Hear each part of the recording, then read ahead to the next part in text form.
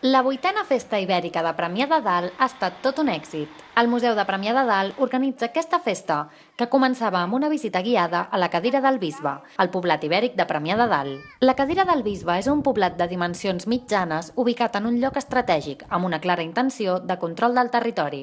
Jo recordo, he recordat abans que l'any 99 era regidor de Cultura quan es va iniciar tot el procés per mirar de recuperar aquestes peces.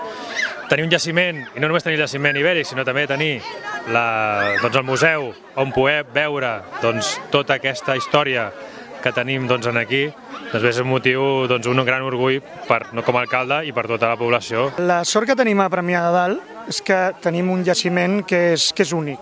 És un jaciment iber que està a dalt d'un turó, molt poc encara explotat. Pensem que tenim un 5% del jaciment excavat, però és un jaciment molt ric i que ens permet explicar tota la història del Maresme i de com es vivia, i a partir d'aquí parlar tant del món iber com dels romans, que són els que van acabar amb el món iber, no? La visita a la Cadira del Bisbe es complementava amb la inauguració de l'exposició permanent La Vall de Premià en el marc de la Laietana, amb una visita guiada per la directora del museu, Imma Gimferrer. La primera part intenta interpretar la Cadira del Bisbe, o sigui que la gent quan torni de la visita vegin molt bé com funcionava i com és, no? I l'altra part, la part de romà, no volíem fer un museu romà perquè hi ha molts, s'ho expliquen molt bé, però sí que la gent se sensibilitzi que aquí la romanització va ser molt important. Paral·lelament a la inauguració, els més petits podien gaudir de diversos tallers relacionats amb la cultura i les tradicions íberes, com la ceràmica, l'encunyació de moneda o la fabricació de teixit, a més d'una gincama amb Indiana Jones. La tècnica de com es teixia amb un teler, que és com teixien habitualment, però amb les mans, per veure com funcionava i quins eren els mecanismes. La introducció de la moneda en el món iber va ser molt important, i aquí el que s'intenta és reproduir amb el plom i amb l'encunyació la imatge que queda.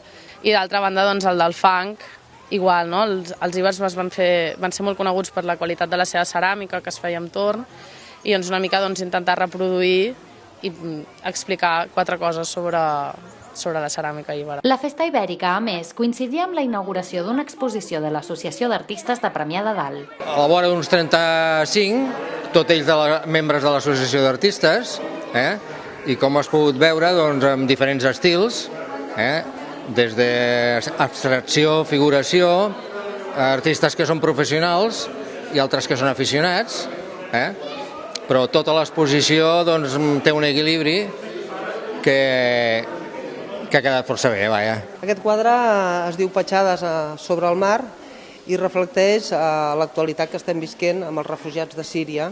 Realment són les petjades que travessen el mar amb totes les seves pateres, els que s'hi queden a taca vermella, a la llongada de la platja, i la sorra i l'esperança cap a un futur millor.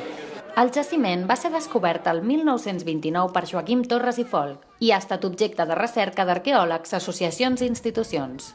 L'any 1972 els terrenys es van urbanitzar i es va destruir gran part del jaciment, però des de 1998 la titularitat dels terrenys pertany a l'Ajuntament i el 2005 es va declarar bé cultural d'interès local. A més, el seguiment de l'excavació es pot complementar amb la interpretació del museu, al qual li dona un valor afegit. La 8a Festa Ibèrica de Premià de Dalt va finalitzar amb un aperitiu i una copa de cava als jardins de Can Figueres.